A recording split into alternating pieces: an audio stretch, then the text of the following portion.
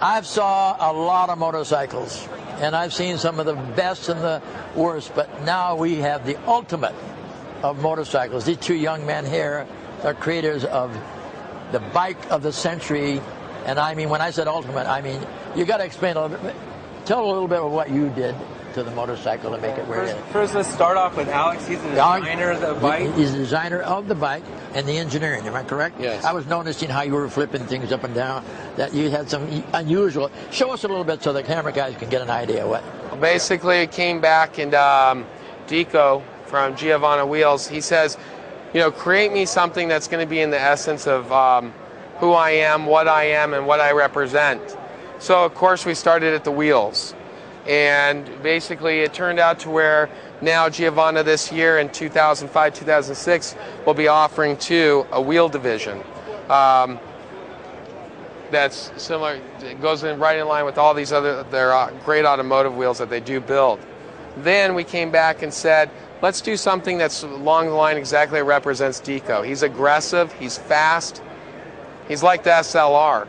So what we did is we came in and we said, let's build something. Along with all the other customers that we take and facilitate, we didn't have much time. We started 7 days ago with this build. Today would be day number 8. And Rich, my man from Huntington Beach Body Works, he can definitely vouch for the fact that, boy, under pressure, what we can do. So what we said is to take and best simulate a vehicle. There's not too many builders out there that have said, let me make something that can cross over and go out of the box. So what we said is, one thing is, a vehicle you get into, you sit, you know, you drive it, you go somewhere. Well, this you do too. You get on it, you drive it, you go somewhere. Then when it's time to actually you pull up the gas station, you're going to take and you're going to open up. Wow, look at that. And that. You're going to fill it up at the top. Basically, the instrumentation that's down here in the bottom side, it's all instrumentation that is not needed on a day-to-day basis. Of course, you know, temperature of outside, compass, and clock. Hey, you want to check it out? It's a great time when you pull up the tank. You know, temperature on the motor separate, the oil pressure. So, I mean, all of that's right there. Also, the key switch. Great thing about this, George, yes. Nobody can turn around and steal the bike unless they're going to go right into hot wire, because all the switching, it's right down here in the bottom half. So you're going to unlock it, turn it on, activate the bike from here, and then work it all from the controls. So there's been a lot of thought that's gone into it itself. 32 hours of metal work and 72 hours of paint. And then the rest of everything was design, build, and finish in 7 days. Richard, you're working together, both of you, but in this hectic 7 to 9 days that you were with this, come up with this beautiful piece. Now, what did you contribute to that? Basically, I met with Alex over at my luncheon, and Alex said, hey, I got this project. I got to have it by SEMA. I'm looking, all right, we're 8 days away from SEMA, so here's a tank, here's a frame, and I'm all, okay, tank and frame, no big deal. I've been down that path before. So Alex said, okay, I'll be there on Wednesday. Calls me Wednesday, we're going to be there on Thursday. Okay, I'm good with that. I can still make it. He pulls up and pulls this tank and this fin and the frame out, and I just looked over at him. I'm all, that's not a normal tank and a normal frame, bro. No gas tank on the top, no dials on the top, none of that. Well, right. We got all these finger sanding areas. Yeah. Basically, got lots of obstacles. And then all under here, so you got 5 sides and 5 different stepping patterns to get this done in a 3-day period.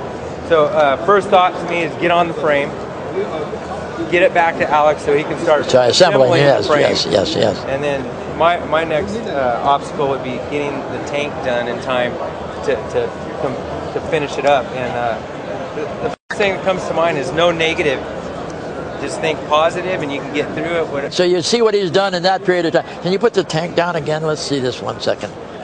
He's going to put this down. Now. It's into place. Yeah.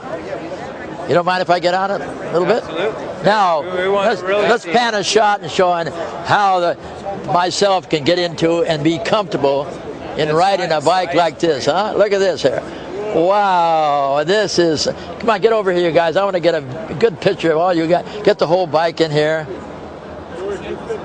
I really fit this bike. Giovanni's got a big problem because I'm going to have to get this bike away from him. Of course, he won't let it go, and he won't let it go. But wow, what a thrill! What a thrill this is! And everything. We're pretty much happy campers here, and we want to know basically what you would think if you had a project, or I'm sure you've had projects and timelines. Yeah. What could we do to better our craftsmen and well, I had the same type. When I had to do Batman, I had to do a Batmobile in 2 weeks with a small budget, just like you guys do. And then we got to get into filming. This is an ultimate that's got to be in our next movie. I'm sure we're doing with Adam Sandler. And Adam would love to be able to drive this motorcycle. I mean, it's a thrill, you guys. We've done a wonderful job. Very cool. Thank you. A big inspiration to Thank me. you. Thank you again. King of customs. King of all kings. Yeah, that's it. And the king of wheels, Giovanni, as you've seen from the motorcycles and the cars. You can't go wrong when they roll the way they do.